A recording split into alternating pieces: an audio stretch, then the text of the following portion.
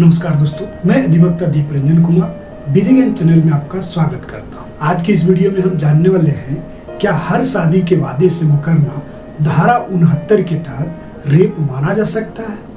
आइए सबसे पहले धारा 69 को देखते हैं। यह क्या कहता है।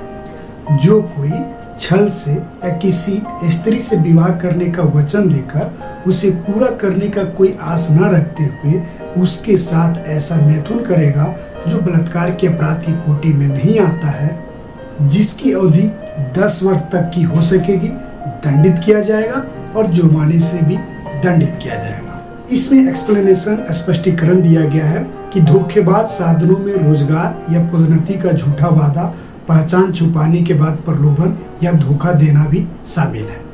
आइए इसके बाद हम एक बहुत ही इम्पोर्टेंट केस के बारे में जानते हैं, जो था नईम अहमद बनाम स्टेट ऑफ दिल्ली के मामले में सुप्रीम कोर्ट ने एक बेहद अहम कानूनी सलाह का समाधान किया है कि क्या शादी का वादा निभाने में असफल होने रेप के अपराध की श्रेणी में आता है।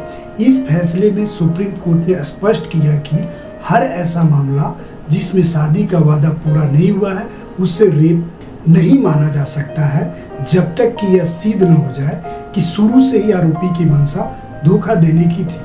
सुप्रीम कोर्ट ने यह भी कहा कि सहमति का विश्लेषण करते समय व्यक्ति की समझदारी, परिस्थिति और सबूतों को ध्यान में रखना जरूरी है। सुप्रीम कोर्ट ने 2 अलग अलग स्थितियों के बीच का अंतर बताया है। अगर किसी ने शुरू से ही शादी करने का कोई इरादा नहीं रखा और केवल लड़की को शारीरिक संबंध के लिए धोखे में रखा था, यह झूठा वादा माना जाएगा और इसे धारा 28 के तहत तथ्य का भ्रम माना जा सकता है। ऐसे मामले में सहमति वैध नहीं मानी जाएगी और यह रेप की अंतर्गत आ सकता है। और यदि कोई व्यक्ति ईमानदारी से शादी का वादा करता है लेकिन बाद में किसी कारण परिस्थितियों के कारण वह शादी नहीं कर पाता है, तो यह केवल एक वादे का उल्लंघन, इसे रेप नहीं माना जाएगा। भारतीय न्याय संहिता की धारा 28 में कहा गया है कि अगर कोई सहमति डर या तथ्य के भ्रम के कारण दी गई है तो वह वैध सहमति नहीं मानी जाएगी। अगर आरोपी यह जानता है या मानता है कि सामने वाला व्यक्ति भ्रम में है तो उसकी दी गई सहमति कानूनतः मान्य नहीं होती है। भारतीय न्याय संहिता की धारा 28 में स्पष्ट किया गया है कुछ विशेष परिस्थितियों में भले ही महिला की सहमति हो फिर भी उसे रेप माना जाएगा, खासकर जब सहमति धोखे से ली गई हो, जैसे शादी का झूठा वादा करके। और अगर महिला की सहमति धोखे पर आधारित है तो वह सहमति नहीं मानी जाएगी। अब हम कुछ महत्वपूर्ण फैसलों को जानते हैं। सबसे पहला फैसला जो है सुप्रीम कोर्ट का, उदय बनाम कर्नाटक में सुप्रीम कोर्ट ने कहा कि अगर महिला ने अपने प्रेम और आपसी सहमति से संबंध बनाए हैं तो उसे तथ्य का भ्रम नहीं माना जाएगा। नेक्स्ट जजमेंट है दिलीप सिंह बनाम state of Bihar.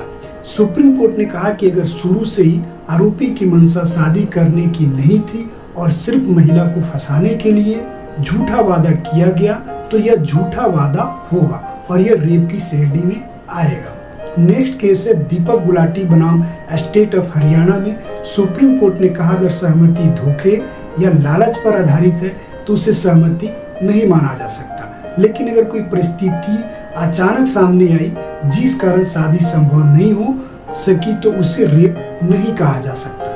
Next case है डॉक्टर ध्रुवाराम मुरलीधर सुनार बनाम स्टेट ऑफ महाराष्ट्र में सुप्रीम कोर्ट ने स्पष्ट किया कि अगर शारीरिक संबंध आपसी सहमति से थे और शादी का वादा ईमानदारी से किया गया तो उसे रेप नहीं माना जाएगा। इस मामले में पीड़िता विवाहित थी और उसके 3 बच्चे थे। उसने मर्जी से शारीरिक संबंध बनाए और लंबे समय तक साथ रही। इसी दौरान उसने एक बच्चा भी आरोपी से जन्म दिया।